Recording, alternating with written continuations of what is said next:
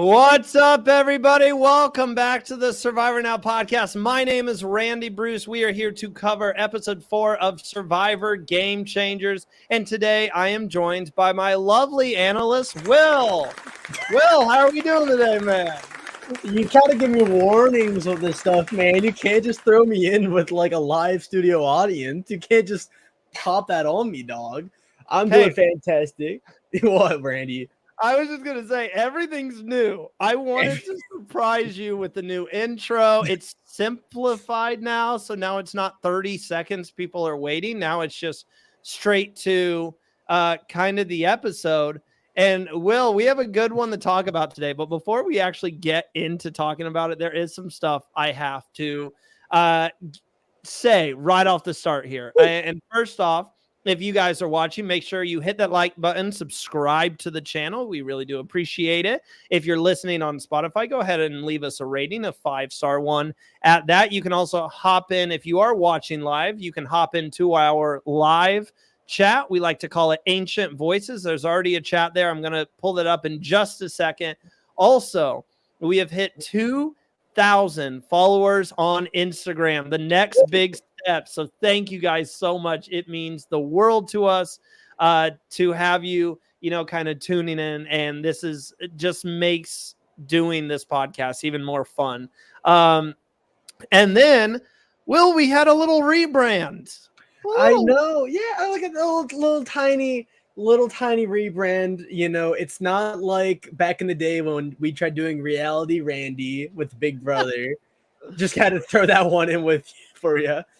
It was Reality Now, was it not? I mean, it started off Reality Randy. It was something, and we did Big Brother. It was a fun time. God bless. Oh, man, the memories. No, we are done rebranding. I promise. Look, no fingers crossed, nothing. This is it. We have Will and I were talking before actually going on air about how we have a new color scheme. And the red kind of came out of nowhere. And I said, yeah, I mean, we've never really done red. And Will said, when have we ever done a specific color? Now it feels like we have an identity. We have a feel for what we want to do. This has been, Will, you've been here since the get-go. It's awesome that we're here together on first show after the rebrand, because you've been here since the beginning almost. And we've done a lot of trial and error stuff, but now we, like, as a company, we kind of know how to run things. We've been getting more professional with how we've run things. And now we have like an official color scheme, the red and the yellow. And man, this is going to look so good on a shirt. It's going to look so good. That's my first thought. Yeah. I mean, sometimes I create something and I'm like, dang, I got to put this on a t-shirt as well.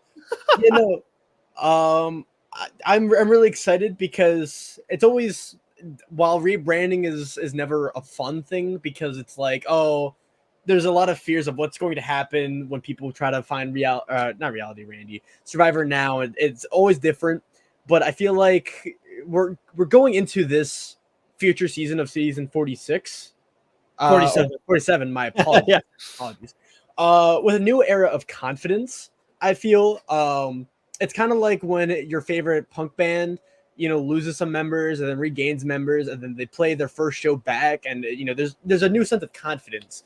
I feel like we are kind of like Saving Bruce in that sense. Shout out to that. But no, I'm very excited for where this podcast goes, because we have been improving. I remember the first days when it was me, you, Dylan, and some other guy, and we were talking about Survivor 41. It was the finale. It was a weird time. Our microphone setups were pretty bad. And now look at us. We've made it. We've made wine and caviar. Oh, man. So this logo is here to stay. We hope you guys enjoy it. And yes, the channel is going to begin looking a little bit different with new thumbnails. We've got an official slogan, Survivor Now, for the fans, by fans. And Kyler just added in, the new thumbnail is really cool. Thank you. Thank you very much. Really appreciate that. And let's get to, Kyler left a comment before we even started the episode here.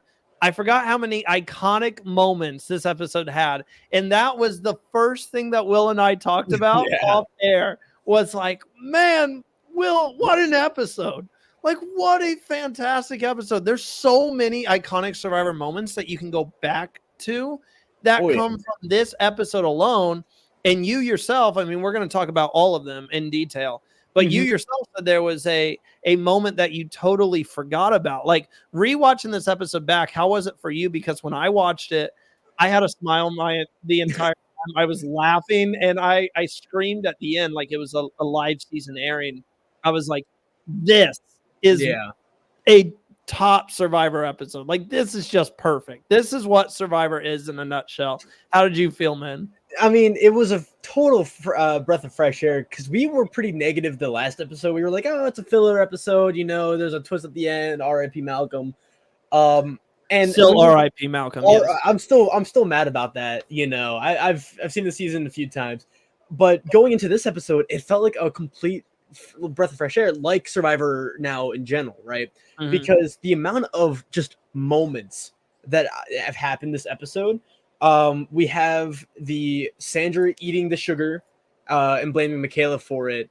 JT's fall from grace from back in Survivor Tocantins. Watching him play now is completely different. Debbie. No one's worried about Debbie until this episode where she was freaking out, Randy. It's not that I forgot about moments, it's that I forgot they all happened this one episode. I forgot the sugar fiasco happened the same episode as Debbie's, like, just Debbie. But you know, we had people playing really badly. We had people overreacting and being hypocritical. Very annoying if you're on the island. Beautiful television if you're on the couch. That's my thoughts so far. It was so entertaining. Debbie was my favorite thing about this episode. And it's funny looking back at last week's recap that we did when I kept saying, nobody's worried about Debbie. Nobody's worried. Like, I don't even know what's going on in this lady's mind this episode. We'll get to that. As you guys know, if you've been watching along and following along of our recap or rewatch, whatever you want to call it, of this season, you know that we like to go in order of the episode. So let's start at the very beginning. We start on Nuku, night 11, Sandra and JT getting into it. And I guess I got to own up to the fact, Will, that last week when you kept saying JT spilled the beans, totally ruined the vote. And I was like, did he? I think he was just trying to help out. No, he did, because he says in a confessional how he's like, I was trying to get Sandra out and my buddy Malcolm ends up going home. And so his plan failed. He doesn't tell anyone for obvious reasons. He's like, nobody knows it was me. I'm not going to say it was me. However, Sandra does have a feeling that it was JT, and she has like every right to feel that way because like JT's the odd man out. So like, who else would it be? Yeah, I also just think JT, if he wanted to go that route of voting out Sandra, he should have said, I'm with you, brother. I want Sandra gone. She's running the ship here. I think if he said that, there's still the chance that Malcolm goes. There's still the chance that Brad Culpepper, for whatever reason, tells Sandra, like, hey, JT's coming after you, and still voting out whoever. Like, there's still a lot of different ways JT could have been screwed. But the fact that he didn't say that, he just said, brother, Sierra's going home. You got to do something. I don't know where JT was coming from by just saying that, because it didn't give enough information. It made everyone way too paranoid. And I also just think, you know, JT was the one guy to get up in the middle of tribal council and whisper something to Brad Culpepper's ear, and then all of a sudden Ty plays the idol. It's like, you can't. I'd blame JT on the spot. I mean, my thing also, though, is he told them what he said. In that little huddle, he literally said, hey, guys, I told them we're voting Sierra, so I think we should go Brad. He literally, am I wrong? Like, go back and watch the episode. Like, I feel like he said that in the huddle. I'm pretty sure. That's why I was like, my mind was like, what? What is going on? Because he told them, hey, guys, I said we're voting Sierra, so we should vote Brad. That came out of his mouth. Yeah, but then it's like Sandra didn't get mad at him for saying that. She got mad because, like, she didn't know what exactly JT told Brad, right? Well, that's fair, but he still told you when she's like, until they go back to camp, and then JT was saying, oh, I told Brad he was safe. That's all I told him. And Brad was safe. Brad, the good old Southern boy. I tell you what. JT accent, it's actually pretty good. Thank you. Is it a JT accent or is it just your a country accent? It's just my southern accent I use at work. Because he does have that good boys southern twang. charm. Yeah. Oh yeah. That's the one No. thing he did good this season. That's the one thing I'll praise him on. Well, okay, he did that good, and then the other thing was he knew he needed to find an idol, and we see this on day 12. He does find an idol, finds the clue. It's the same one that Ty found, where he's like digging a spot. They must have got the shovel when they won the toolkit, because I saw he had a shovel. I'm like, oh, that's got to be super nice. Digs up the immunity idol. Now, obviously, Will, you and I both knew who was going home this episode, but in the time, it had to look good that JT's in a great position. Same way Troyzan is in a good position with Tavua, is because you're on the bottom. You have an idol. It should be pretty straightforward to play that idol if you were to go to Tribal Council. Yeah, like when you're looking on the board on Nuku, when I was first watching the season play out, I tried to be spoiler free. I thought it was a Michaela wash, actually. I thought she was kind of screwed because Michaela, I don't think she deserves the rap she got. I thought Michaela was fairly level-headed throughout the course of the season so far. She's been trying, man. She's been really trying. And I just think the perception about her was different. And so everyone kind of latched on that because you have to just bury anyone on Survivor. Like, I can't blame everyone for being like, oh, it's just Michaela. And so when you look at the board, it's like, I knew kind of some of these players and how they would get voted out. I knew if Sandra, it wasn't her time yet. Light spoilers. Not day 16. Not day 16. I thought Michaela was just open and shut here. Especially when, spoiler ahead, they lost the challenge. But going into it, JT looked to be in a decent spot and like kind of an underdog. Someone who played pretty hard. It kind of reminded me of his Heroes vs. Villain days, where it's like he plays very, very hard, doesn't always make the right moves, but he always does his best, No, definitely. I mean, even the strategy talk, like when they were talking before going to Tribal Council, you kind of see that JT's actually in a good position.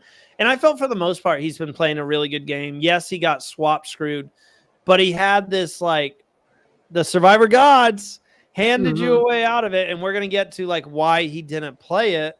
You got to play those idols, people. We've especially after season 46, people not playing idols. But we get to the day 12 reward challenge. Well, this is actually a reward that I think is actually beneficial. It's PB&J, cookies and milk. Now, the only problem that I have is if you get that like massive jar of peanut butter and that massive jar of jelly, you got to eat the jelly that day.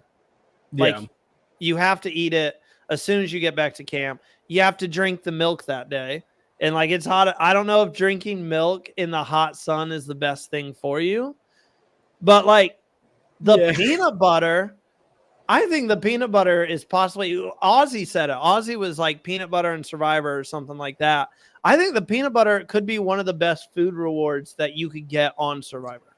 I mean, look at Winners at War with Tyson. That man sacrificed himself for that peanut butter. I also think peanut butter and jelly too, it's just a nice taste of home because, peanut butter and jelly, it's just the go-to snack. It's like 2 a.m. You want a sandwich. You want something kind of filling. You're eating PB&Js at 2 a.m.? Are you? I do that, and I eat goldfish crackers by the fistful, dog. Nah, I'm a Taco Bell guy at 2 a.m. now. I'm having a full bean burrito at 2 a.m. You have the money for that? I don't have a car, so I can't make that escapade. You can just walk up to the drive-thru. The closest Taco Bell's 3 miles away, Randy. It takes 2 hours to get there. Start walking at 10 p.m. and you'll get there by midnight. No, I've done that before. But, I do think, I also just think too, it's like a lot of the rewards, it's meant to give you that boost for that day. I don't think a lot of the food rewards, they're not really supposed to last forever. It's just supposed to be a boost. I do agree with having milk in the hot sun, but I also think depending on the time, Fiji isn't like a desert.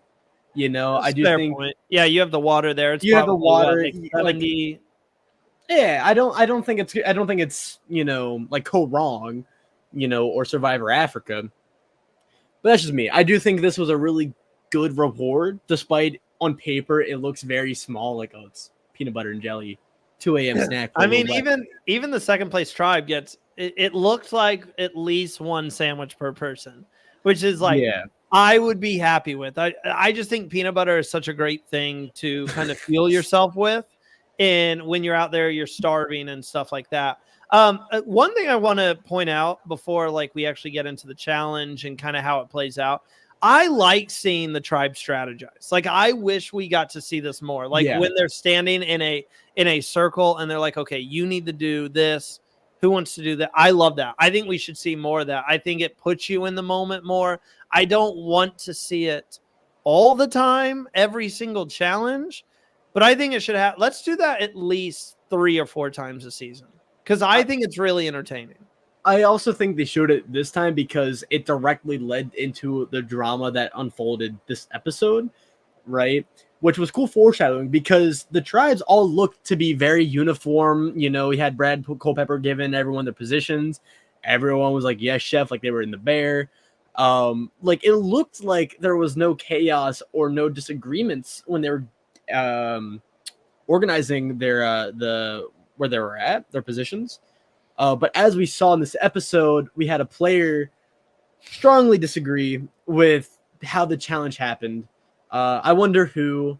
Randy, you wanna give the synopsis here? Okay, I'm gonna give the full synopsis. So, right. I love Michaela how fired up she was in this challenge. She would dig the bag, and you could tell Jeff was getting to her when he's like, Michaela is whipping through the sand. And then you just see her like, she doesn't hand the bag with the ball in it to her tribe. She like slams it on the ground. And then there's a line later when she goes back to dig again. And Jeff goes, can she get it as fast as she did last time? Immediately pulls it out. Yes, she can, Jeff. And so like, I love banter like that. Like that's amazing. Debbie says that she can do the balance beam. She's like, I'm great at balancing. I should do it. And just totally can't do the second balance beam. At one point, you see Mana getting frustrated, and then you see Debbie basically be like, it's too slippery. What's too slippery? Everyone else has done it just fine. Tavua wins reward. Nuku finishes second. And then we see this confessional, and this starts the Debbie episode. The Debbie demise. I mean, not demise. She's still in the game, but it rolls off the tongue. Debbie feels like it's a dictatorship, and this is Brad Culpepper's fault because he told her to do the balance beam, and she's sick of being disrespected. And I'll go on before we talk about kind of what happened on Tavua. Let's go ahead and skip to Mana. They get back to the beach. Debbie storms off. She is irate. No one can calm her down. This is where we get that iconic Will. Yep. That's where. I served it up on a platter for you. I know. I can't just scream. I can't just scream randomly. This is where we get Debbie in a confessional. She says, Brad Culpepper treats me with very little disrespect. And he treats life like he's in the charge of everything. As a coach, as a father, as a real estate agent. And it pisses me off. And I'm pissed. Yells randomly. That was so good. Will, wait. That was incredible. And that's what's going on Instagram. Oh my God. That was amazing. And what? How many times have you seen this scene? That clip alone, dog. Oh my God. And so she says all of that, right? And then we get this big confrontation where she's going to Brad Culpepper. She goes to Sierra first. Sierra's like, hey, are you good? And she's like, no, I'm in my place right now. I'm just going to be told what to do. And I'm on the bottom of this totem pole. Sarah was like, what? And then they're all like hanging out in this rock formation. And Debbie and Brad start arguing. And I forget the exact words being said because I remember the next confessional. She says, I don't get mad. I'm very, I work out. The reason why I have guns like these and an 8-pack is because when I'm mad, I worked out. And then it cuts back to everyone standing awkwardly, looking at each other, and Debbie just doing push-ups on the beach, saying how she doesn't get mad. I stopped taking notes. My notes, it says Debbie storms off. Debbie believes Brad is calling all the shots. What is Debbie talking about? In all caps. Because she just kept going on about like she gets mad. You forgot to mention this. She's mad at Haley. Oh yeah. For doing the balance beam. And she goes, did you see how fast I got across that balance beam? Haley was doing it for 10 minutes. No offense, and I'm like, dude. What are you talking about? And Debbie, this is all in love. We understand you were tired. We understand you were out playing Survivor. This is all with good love, and we hope to chat with you. But Haley made it across the balance beam. You made it across the first one. So maybe I need to go back and watch it again. Maybe she powered through and did the first balance beam on the first try or second try. Maybe. And maybe Haley did seem like she took a lot of time on that first balance beam, but then she did great on the second. And Debbie was on that. Debbie lost on the challenge. So I'm just sitting there. I'm like, girl, what are you talking about? It's one of those very rare instances on Survivor where someone's just bold-faced lying and like getting proven wrong, right? Like she honestly, this reminds me of Q from Survivor 46. Everyone was saying like, oh, Q's like coach, Q's like coach. Q's like Debbie, bro. Oh my God, that is such an amazing comparison. Will, you're on fire tonight, my man. In fire, bro. Like I'm on fire with Jeff Probst. With Jeff Probst. No. But yeah, no, it's one of those things where like I talked about it earlier. Like Debbie was insanely hypocritical. She made no sense whatsoever. This was not her like making any sense.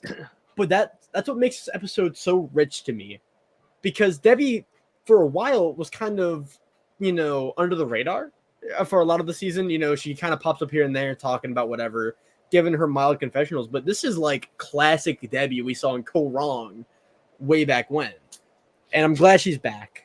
I mean, Debbie, in Debbie's mind, the only thing that mattered in that immunity challenge was the first balance beam. Everything else didn't matter. Second balance beam never even happened. She made it across the first one when Haley was struggling, and she kept like talking about this. And we're gonna get to more Debbie in the immunity challenge, but I was laughing. And Brad tries to apologize, like he said, like, Debbie, I'm so sorry. You know what? I don't even think you know what you're doing.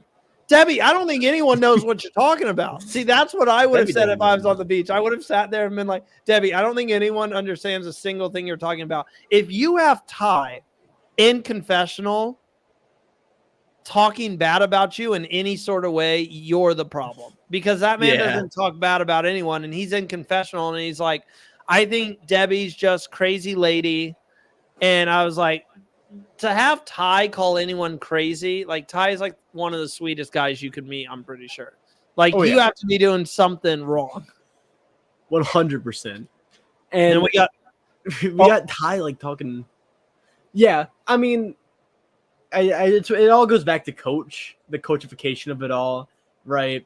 But I feel like it gets to a point where it's like, you have coach, and then you have the guy from Caramoan, you have Philip, kind of have those like awkward guys. But I feel like Debbie not the guy from Caramoan. Do you know who I forgot his name. Nah, I can't. Yeah, it's in his eyes. But then you have Debbie, who I feel like is different enough. It's like calling Tony Vlachos Russell Hantz. Because like at first it's like Tony Vlachos is kind of like Russell Hantz, kind of that archetype. Yeah. But then Tony Vlachos started his own archetype, which then gave us the likes of like Joe Mina, right? Debbie, I feel like, is, different enough. Shamar, there we go. Debbie's different enough where it's like she spawned her own Debbies, like Q. And so I love that comparison so much. I love it's so on point. Also, thank you, Kyler, for fact checking. Yeah. Thank you. We're going to get some more about Debbie. Let's go back a little bit. That was Mana Day 12. Let's go to Tavua Day 12. Really interesting gameplay. Someone, I don't want to spoil why I'm particularly saying this, but someone surprisingly we have not seen much of. Sarah approaches Troyzan. Troyzan obviously on the outs. We saw him get the idol last week in the challenge. Was it last week or the week before that? I think it might have been 2 weeks ago. Because we didn't really see much of Tavua. Yeah. We didn't see much of Tavua last episode. I think you're right. I think it was 2 weeks ago. Well, Sarah approaches Troyzan about options, and we hear her again say she played like a hero last time. Now she wants to play as a villain. And I love how she goes, yes, we could stay 4 strong. That's boring. I want to see other ways that I could take this. And Troyzan obviously super excited about this because he feels, wow, if I can get an ally in this game, if I can find my way into some type of alliance, then I can save this idol for later down the road, which might just benefit him. So really, someone being able to save their idol, that's beneficial. That's insane, right? Especially on today's age. This is why you come for Survivor now. We give you the analysis you really need, like keeping your idols good. Yeah, it's baseline Survivor stuff. That's what we're giving you here. Will, I love this. I say all the time, I don't like when. Okay, some people are going to say that I'm kind of a hypocrite when I say this. I'm an old-fashioned Survivor player. I think the best thing to do is to get in an alliance and stick with that alliance all the way until the end. I do think that's how I would like to play a game. That's how I do my org games and stuff like that. But on the flip side of that, I do think people can get too complacent at times and not explore other options. And I love how Sarah, and with that, I say all the time that there's too many easy votes on Survivor. If someone is a clear, easy vote, that is a number that they're going to be desperate. That is someone that you can pull in and be like, you wouldn't be here without me and stuff like that. This is a perfect opportunity. Troyzan has nobody. Go get Troyzan. I'll show this comment really fast. Kyle adds in, keep up the good work. Thank you, Kyle. Appreciate it. Kyle. My goat. But yeah, I mean, Wills, enlighten us here. Was this a great move from Sarah's point of view, or is this a little bit risky? All right, I'm going to give you the rule of thumb, all right? Going forward, here's just the baseline Survivor rule.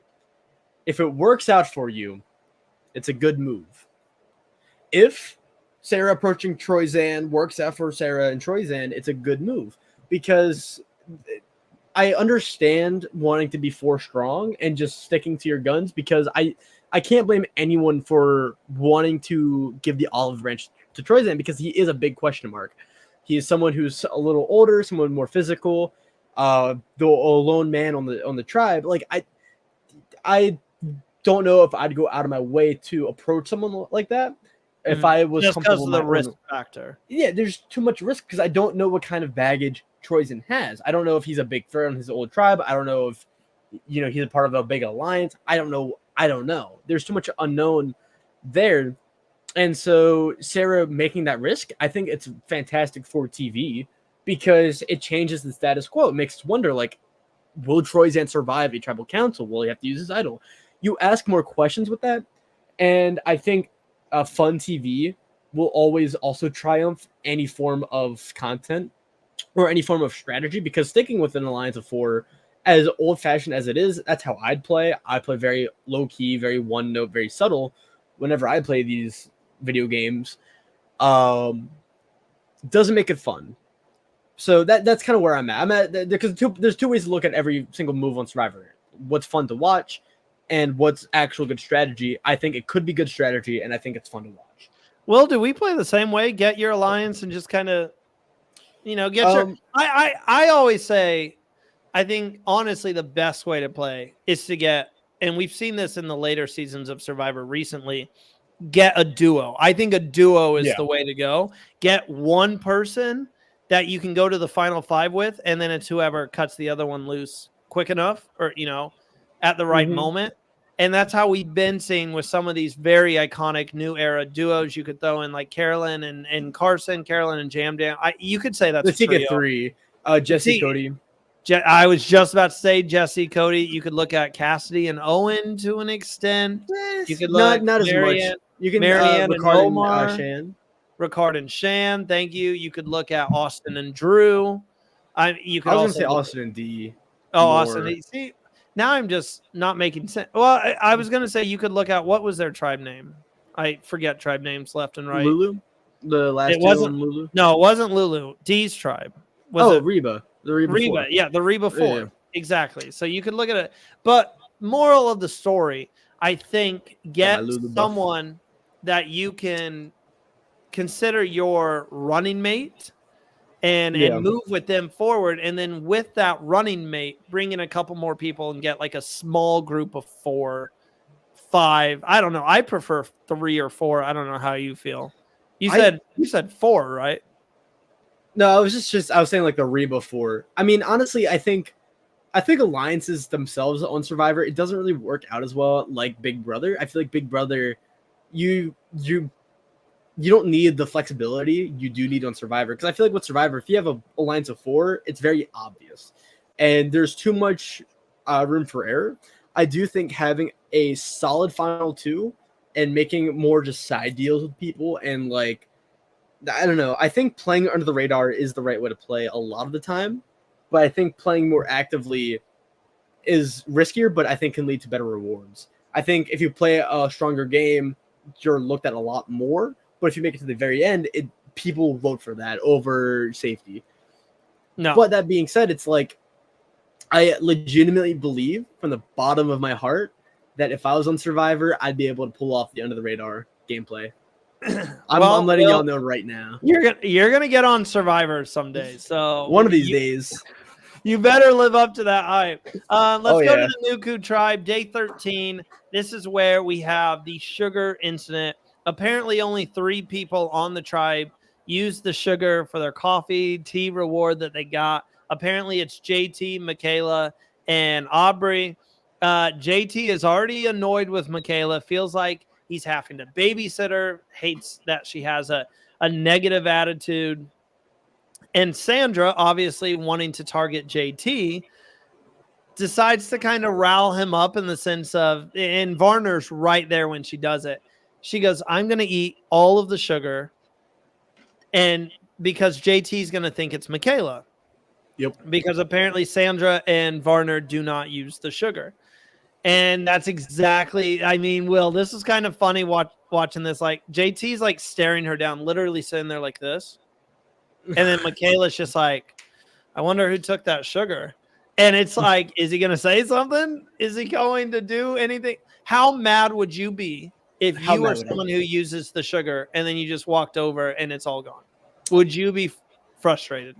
I mean, I wouldn't be as mad as JT. I'd be annoyed, but like bottom line, instead of like freaking out like how JT did, because JT, he kind of went off the rails. You know, he made the group and just started trashing Michaela. I would not do that as much. I'd be like, hey guys, I'm noticing that Michaela has been eating the sugar. Not really cool, guys. I don't want to be this guy. I don't want to be that guy, but like, can someone tell Michaela to like cool it? Because I think the problem with JT is like he believes that he's in the right, and so he acts in a certain way, which kind of puts him in the wrong, you know? Because regardless if Michaela wants all the sugar, if Michaela's eating too much sugar, that's rude, right? So I get where JT's coming from, but then JT's like, he's just acting kind of childish instead of like having. It was like a sister. No, I was agreeing with you. Sorry, that was not like like I disagree. I agree with you. It was kind of like a sibling rivalry between the two this episode. Like I really felt like it was like a brother and sister who just could not get over each other. Oh yeah, and I don't know, man. I really think that JT was just on the island. And I think what it comes down to is like when you're starving on an island, you have that stability of like a fresh cup of coffee with sugar, right? Like you have that, and to know it's gone, it's kind of like, whoa, what just happened? Yo, they were doing drips to kind of save it. They weren't like fully drinking. They were doing drips. Like, can I have 7 drips? I'm like, I mean, if anyone ever wonders, is Survivor's fake? How much are they struggling with? These people are freaking out over 7 drips of coffee. Mm-hmm. Like, not a full cup. That's a little, oh, that's good. 7 drips. I was like, man, they got to really be struggling to be worrying about that. Kyler adds in the chat, if JT was able to watch Millennials versus Gen X, he probably would have loved Michaela. Oh, potentially, yeah. And also, I love this too. I love using the metric of drips. I just like the ratio of 7 drips to 1 cup of sugar. Like, you know how much a cup of sugar is? It's quite a bit, especially for 7 drips. So yeah, she's almost doing a cup of sugar or whatever it was, and then just like honey drizzling the coffee over it, like a little drizzle. That's pretty much it. You're pretty much doing straight sugar. Which, you know, it kind of plays into Michaela being a millennial, like needing a very sweet drink, like a Starbucks-esque cup of coffee, and not like just straight black coffee. I'm surprised they don't just like drink black coffee. We also need to ask Sandra if she got sick after downing all that sugar. I would be too. I want to know the aftermath of like her having a sugar high, like a sugar rush, and like when I have too much sugar, man, I get like agitated very easily, and like JT coming in like, y'all see what happened with sugar? She should have just dumped it out. I don't know why you have to eat it. Just dump it in the ocean. Or I guess it's risky because if she dumps it, then like there's a chance that JT could see sugar on the ground. If you dump sugar, bugs would get in the camp. That too, but then it's like JT will see a sugar on the ground. I mean, he might just blame Michaela regardless, but he could be like, oh, what if someone's trying to hide that? What if someone's trying to blame Michaela for the sugar? And I think that could have been risky. I think eating the sugar too was just funnier. And it really drives a point home to the rest of the camp. It was risky doing it in front of Varner too, but Varner also kind of understood where Sandra's coming from. Yeah, and I also think it was a great move. I think to drive a wedge between Michaela and JT even more, to get them on 2 sides of the fence and to constantly have them fighting is a brilliant move on Sandra. Not just a funny TV moment. That's also a point I want to drive home. I mean, I will say it was yes. First off, I agree with you. This was a masterful move by Sandra. Yes.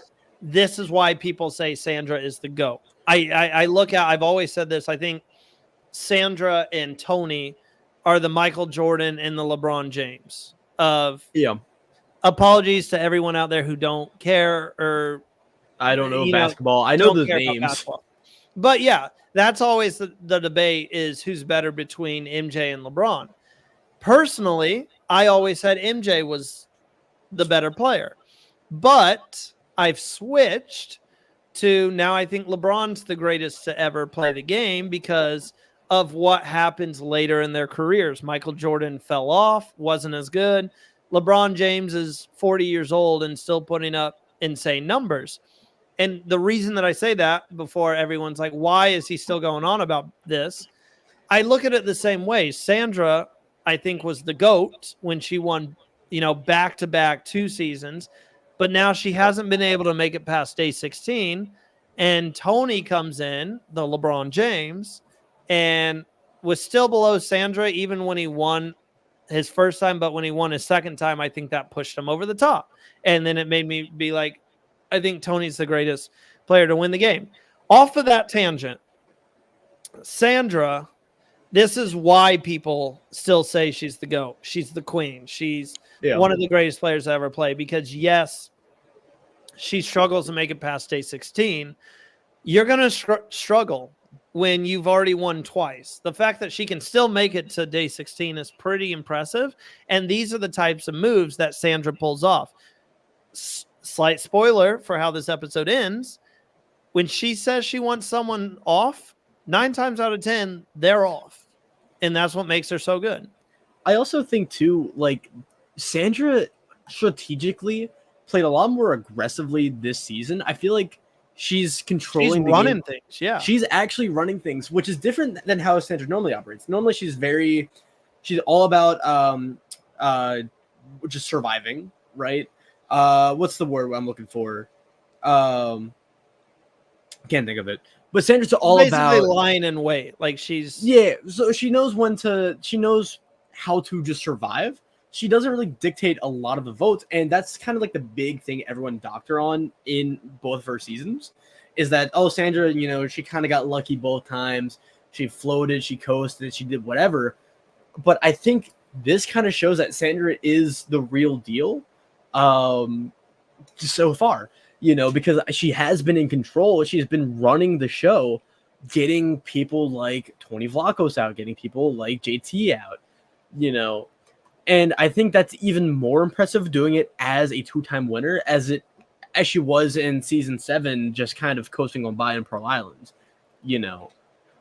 And so I mean, Sandra's not my personal favorite Survivor player, but I do think she's one of the best to ever do it. Top 2, no doubt. I might have Tony Vlachos at number 1, but it's like then I watch Game Changers and Sandra's playing so well. Playing a great game. We have some comments, Kyler. Yep. Sandra is the only player that can make the move and not be seen as a villain somehow. And then also adds in, she's the biggest opportunist. Love that. Absolutely love how you phrase that. A great, super big opportunist. Before we get to the immunity challenge, Will, I do have to mention, we go back to Mana, day 13. Ty doesn't want to be complacent. Yeah. He understands he's in a good position. He's got Brad by his side as as a main ally, but he doesn't like just lying in wait. He knows that he played the idol at the last Tribal Council, so there's probably going to be another idol hidden, and he finds the clue, not the idol, right? Nope. Sorry, I just wanted to make sure because I wrote down. Yeah, he found the clue. And it says, be on the lookout for this totem or something. And Ty says, I'm not going to go look now. I don't need to look now. I'm in a good position. Let's just lie in wait. But Ty continues to be incredible at finding idols. Like this guy just knows where they're at. Yeah, Ty's kind of like a Survivor man, like how like we all kind of called Hunter like the Survivor MacGyver. Yes. 46. It's Ty. I feel like Ty's kind of like that. I think Ty, as goofy as he can be, as like kind of offbeat as he is with loving chickens and how I don't really like how he played the game in the very first episode. Ty has actual Survivor skills that I think I always forget about. I always just kind of think like he's a very nice guy, and it's kind of like Keith Nail, where he's very, very nice, kind of off the wall, very more of a character than a game player. But Ty's good at these idols, man. He's kind of like Russell Hantz. Ty's like Russell Hantz. The second time you brought up Russell Hantz. Did you see he's campaigning to be on season 50? I think that's deserved. I mean, I think that's why. It's because it's like Survivor 50 is coming up and we're talking about legends. I brought up Russell Hantz earlier because we were talking about Coach, and I feel like Russell Hantz and Coach are 2 players where Survivor's been trying to copy them. And also Ozzy. Yeah. We could spend an entire future podcast idea, talking about the Aussies archetype. Mm-hmm. Look at Malcolm. Malcolm, Joe. Definitely Joe. What'd you say? Definitely Joe. Joe is like a 1-for-1 copy. Like Joe to Ozzy is what Joe Mina was to Tony Vlachos. Oh, second time I brought up Joe. I love Joe Mina, by the way. Can we put get him on the show? Let's get to this immunity challenge, Will. I don't think I've ever taken as many notes for an immunity challenge. Let me read you through my notes here. So basically it's a basic immunity challenge, kind of an obstacle course with a slingshot at the end. We see them strategize again, Mana, and Debbie wants to do the beam really bad. guys, I was a gymnast. I think that I should do the beam. Where Culpepper then goes, I think Ty should do the beam. And she goes, see, here you go again. Fine. And he's like, okay, no, Debbie, can we just have positive energy? If you want to do the beam, do it. And Haley's like, yeah, let's just let her do the beam. And she's like, yeah, I should do the beam because I'm a gymnast. But you know what? No, I'm not going to do it now. And that's me making the decision. I'm like, what? I think deep down, Debbie knows she can't hack it. And so I think she needed to say herself, I know I'm a gymnast. Should not be me. I should relinquish my title to Ty. But she could not hear it from Brad. If Brad says, I think Ty should do it, Debbie's going to be like, no, I should do it. Here's why. And then she just backs out of it. And then we got so many iconic Debbie moments from this challenge. This is me, by the way. This is how I get competitive. If you ever tell me I can't do something, I'm going to let you hear it. And Debbie gets past the first obstacle, jumps down, and immediately, yeah, first one down. And again, they're better. The entire Mana tribe is better than I would be because I would be saying something immediately. Yeah. And then the very next obstacle, she looks at Brad and she goes, did you notice, Brad, I was the first one over? Like, yes, Debbie. And this is where we get the amazing line from Brad where he's like, I love you. I don't understand what your deal with me is. And then we get to the balance beam. Ty begins to struggle, keeps falling off. And once again, we get an amazing Debbie line. Well, I'm glad we didn't send the gymnast. Like she was going to do 10 times better. Kyler adds in, hearing that he finally understands why he loves heroes versus villains. I feel like I'd see a reformed Russell. So about the Russell hands. Maybe. I doubt it. But yes. So Debbie was just on one this challenge, Will. Sorry, I know I went on a huge tangent, but I was laughing and smiling and having the time of my life. I was like a kid on Christmas Eve watching Debbie just lose her mind over everything this challenge. And at the end, when Mana wins immunity because of Brad, she's cheering. She's looking over at Ty. She's like, yes. And then it's like all is cool. So as long as you're winning, Debbie's cool. She's fine.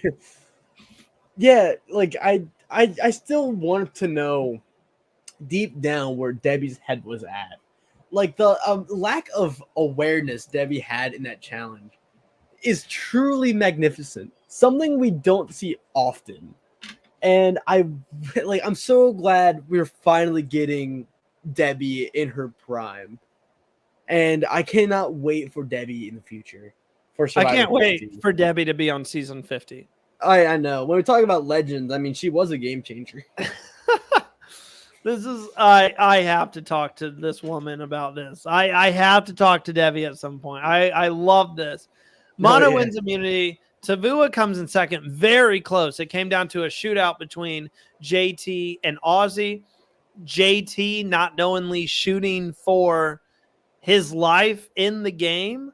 And we see a near miss. He was this close. They almost shot it at the same time. We see JT barely miss. And then Ozzy was able to complete it.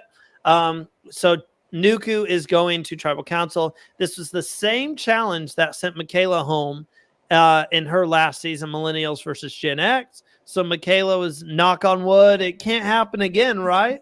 It was very close to happening a second time because we get to the strategy time. JT is pitching Michaela, thinking everybody at camp is just done with her. Surprisingly, Aubrey agrees. Agrees that they should keep JT and just dump Michaela. But this isn't what Sandra wants to do. So Sandra wants to work with Michaela to vote out JT.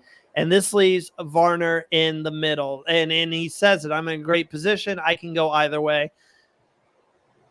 Even though I knew who was going home, Will, I was watching this as if I was watching it for the first time. Mm-hmm.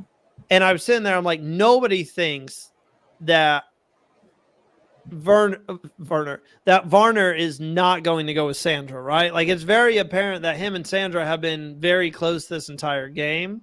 But what did you think he should do? And then we can get into the tribal council and all that. What side should Varner have gone with, JT and Aubrey or Sandra and Michaela? I think going with Sandra Michaela makes sense. I think it kind of represents Varner's Survivor life, I think, honestly, because he has his old school friend with Sandra. They both played very early season 2 and season 7, respectively. And then when Cambodia happened, season 31, it's like Varner wanted to grapple on with the new era Survivor. And I think Michaela represents that.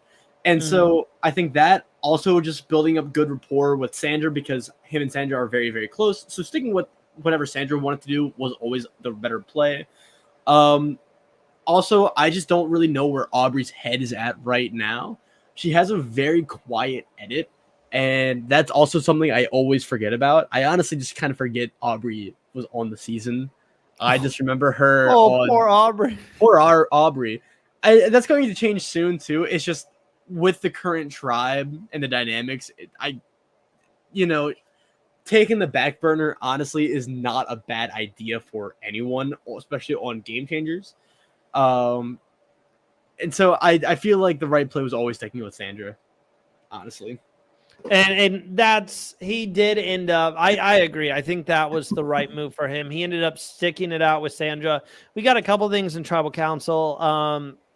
Michaela puts it out there on JT. Someone thinks he's running shit all the time, and it's very clearly talking about JT. Again, this was like a brother and sister bickering the entire time. JT adds in, he's never been so excited to come to Tribal Council. Once again, though, we talk about Sandra, who's one of the best to ever play the game, arguably the best to ever play the game, depending on what side you're on. And she plays this great. She flat out basically says, I'm voting Michaela tonight. Pretty much flat. She's like, we need to keep our tribe strong, so keeping him in the game will benefit us a lot, which leaves Michaela on the out. Obviously, Michaela knew about the plan and didn't freak out or anything. She kind of just played along, and JT gets eliminated 3-2 with Sandra, Varner, and Michaela voting him out of the game. Yeah, do you think... I kind of thought Sandra leaned into keeping JT a little too hard here.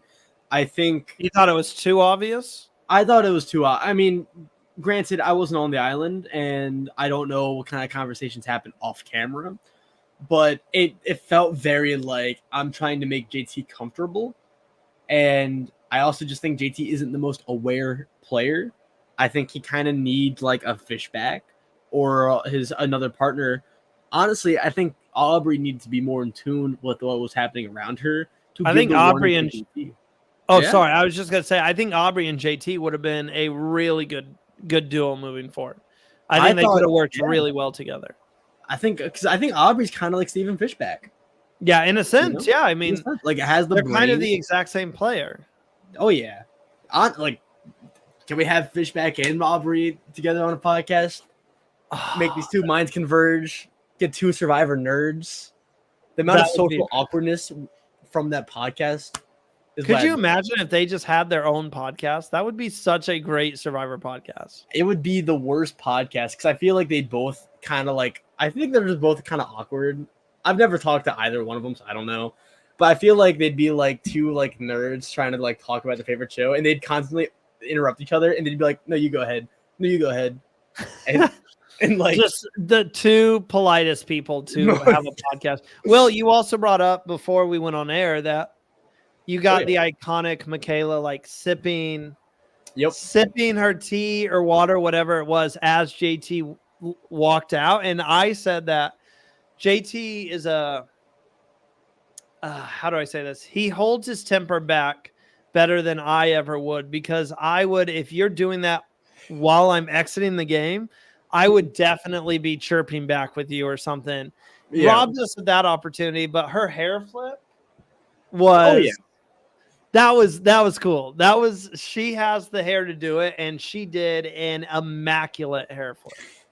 I kind of felt bad when she said, "Tell Malcolm you send him home," and he just said, "I will," because I feel like he took responsibility so nice for his about team. it. He took so much responsibility. I was like, if I was Michaela, I would have said that because JT was giving her hell, and I'd be like, I'm sorry, JT, I'm my bad. But no, I mean, how sad were you to see JT leave? And we have this comment right here. This might be a hot take, even if you're voting along tribe strength, but I feel like Michaela is still the better choice here. So like Michaela now to keep her, I think is what Kyler said. No, I'm saying like Michaela now, from what I remember, like I haven't seen the challenge. I know she's been doing that. She's been killing it over there, I think. I don't know. I think Michaela now definitely 100%. I think there is an argument because JT was always known as like a challenge guy, especially in Tocantins. But it's like, was JP in his prime anymore? I don't really know. And so I think if you brought both of them back now, I think Michaela would honestly sweep JT in a lot of competitions. But she's very competitive and very like competitive, a really good athlete. And I think JT in his prime beats Michaela, but I think if you brought them, I don't know. 34 was just an awkward time because Michaela wasn't really in her prime yet. JT was a little past his prime. You know, like one banana is too ripe, other banana isn't ripe enough. You know, could JT come back for season 50? This is the question we've been asking at the end of every show. I don't see it. I don't see JT being one of the 18, 20 that they select. I would only see it if it was like a duo-esque season and they bring back both him and Fishback because that is a very, very iconic duo. Yeah. But we should have named that duo earlier when we were talking about duos. Oh, yeah. Well, I was focusing on New Era duos because we were talking about New Era. No, but I feel like JT has played worse and worse with each passing season. That I kind of wanted to see how he would operate now. I kind of wish he was on Winners at War. I do think most winners, though, that weren't on Winners at War don't really have a good chance outside of, like, one person, if that. Todd Herzog. Not Todd Herzog. They're not bringing back Todd. Who's the one person? I could see Earl Cole being brought back because he is someone they tried bringing back before. I think he's very popular right now with a lot of the fans. Jalapals, that's a cute nickname. I'm gonna have my Jalapal. I could definitely see Earl Cole coming back. Like you said, like a lot of people have wanted him to come back. So it wouldn't shock me whatsoever. But I mean, next week we've got another episode. Kara's going to be back. Kara didn't leave the show. She didn't quit. She is just out and busy. So, Kara, we missed you. Can't wait to have you back next week. I was just about to say, love you, Kara. Can't wait to have you back. And next week, looking like a good episode. We've got another tribe swap. We have Exile Island coming into play. And we have the very iconic moment where a former Survivor player comes back to kind of, coach someone up. So see if you guys remember who that is. Let us know in the comments if you remember who that player is. Also, if you celebrate Independence Day tomorrow, happy 4th of July, everybody. Will, you got any special plans? We are hosting the 4th of July, and so I'll let y'all know if I lose any fingers. Are you a big fireworks guy?